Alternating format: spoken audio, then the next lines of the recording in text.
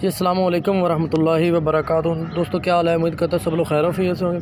جیسا کہ آپ کو بتایا تھا کہ جنگل کی کٹائی کا سیزن شروع ہو چکا ہے، تو یہ آج شہد اتارا ہم نے سرسوں کے سیزن والا۔ یہ دیکھیں ماشاءاللہ سے، اور اس کا کلر دیکھیں بالکل، اور یہ دیکھیں جناب،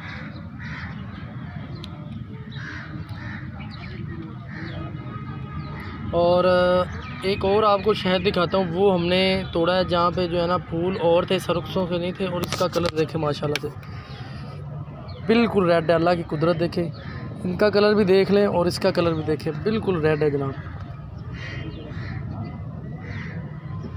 تو جس بھائی کو بھی چاہیے جناب، میرا نمبر نیچے لکھا ہے، رائٹ کرے۔ اگر کوئی بندہ اپنی آنکھوں کے سامنے کروانا چاہتا ہے تو جناب رابطہ کریں، انشاءاللہ اس کی آنکھوں کے سامنے بھی اتارا جائے گا۔ ماشاءاللہ دیکھیں لال رنگ کا